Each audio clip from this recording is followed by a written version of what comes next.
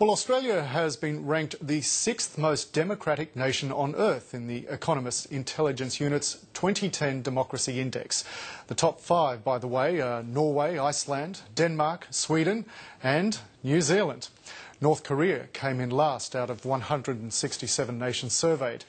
And in its index, The Economist finds that democracy across the globe has declined in the past 12 months.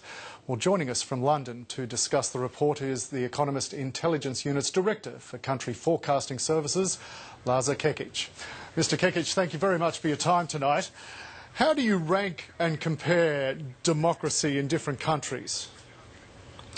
Well, our model, this is the third issue. We do it every 2 years, not every year. 2010 is the third issue, so we're comparing 2010 with the previous, which was in 2008. Our model looks at democracy in what scholars call a thicker or wider concept. So it's not just civil liberties and political pluralism, the electoral process, which are, of course, the sine qua non of democracy. They're all very important.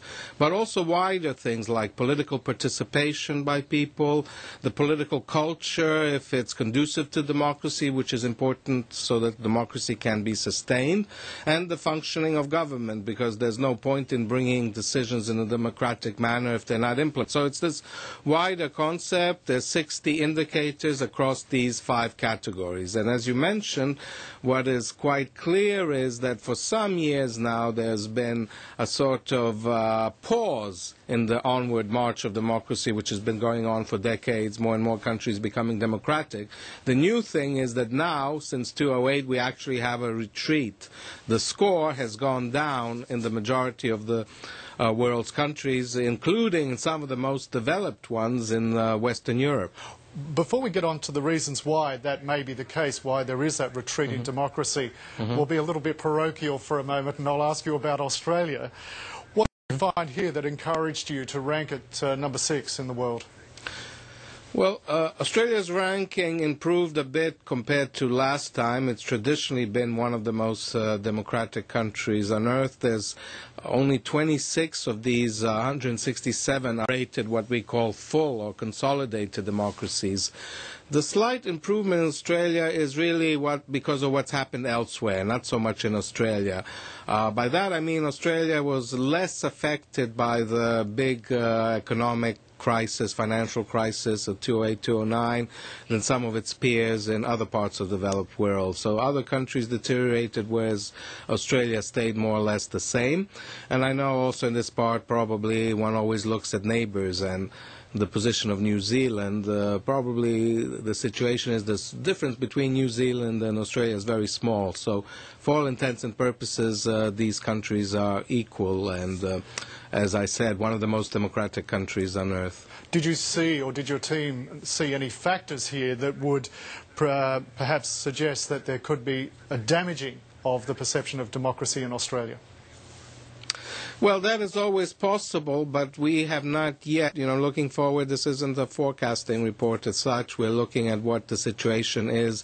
This is a snapshot as of November 2010. So again, I emphasize some of these very negative trends that have been observed elsewhere have either not occurred in Australia or haven't occurred yet.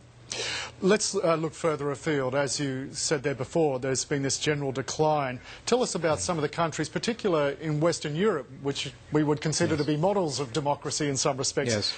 Why have they dropped back on the index? Well, most of the countries had a deterioration. The most significant deterioration, which even led to a category fall, because countries are classified in different categories, were France. I guess that's the most significant one. But perhaps people will be less surprised by Italy and Greece, which Greece, of course, undergoing a severe crisis. It's a combination of circumstances. One is there's been an extraordinary reduction of public trust in countries' institutions, in political parties, governments, parliaments. And that is a long-standing process which has been greatly intensified and accelerated since the 2008 crisis. I can't overestimate how striking some of these results, as revealed by opinion surveys, are. The support for democracy, even in some of these long-standing democracies, has diminished, which to a certain extent is linked with the great difficulties of the crisis. Another one is we've seen quite a significant erosion of media freedoms across the globe, including even in some long-standing democracies. Again, in part can be linked to the consequences of the 2008-2009 crisis. Decline or problems in the functioning of government, increase in corruption. So, taken all together, these are the reasons why so many countries have, in our view and in our model, regressed over the years. And would you suggest, therefore, and I know it's a crystal ball question in some respects, is this an aberration, and those countries that are now categorised as flawed democracies, will they become full democracies again, or are they now on a path which could become from bad to worse? Well, that's a very good question. In my view, I think it's on a razor's edge. Really, both outcomes looking forward are possible. As I mentioned, we've had a negative trend for a while now, after decades of an onward march across the globe of democracy. But at the moment, even we didn't speak very much about the authoritarian regimes. There's still 55 of those in the world, including, of course, China, the biggest. They've, in fact, grown more confident, and there seems to be little sign that they're moving in a more democratic direction. I guess in a nutshell, a lot really depends on how the world economy and this terrible financial crisis affected much of the world, how that pans out. We've had a bit of a recovery in 2010, but this is all still very, very fragile. As we see across the globe, unemployment is increasing, there's social unrest in a lot of countries, and that, of course, does not bode well for democracy. And in a few of those 5 major categories you use on your index, notably civil liberties, the functioning of government and political culture, I have one big word for you: WikiLeaks. Can you imagine how much do you think the current furor sparked by these leaks may shape perceptions of democracy and confidence in political institutions in the next lot of research you do for your democracy index?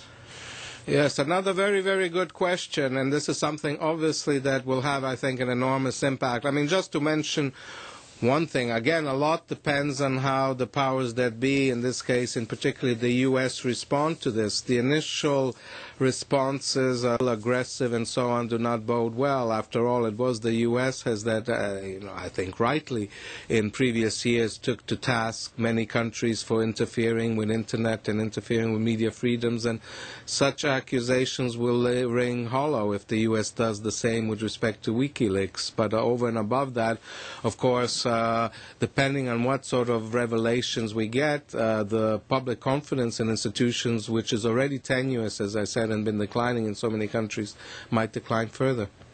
Lazar Kekic from the Economist Intelligence Unit. It's been terrific speaking with you tonight. Thanks for your time. Thank you.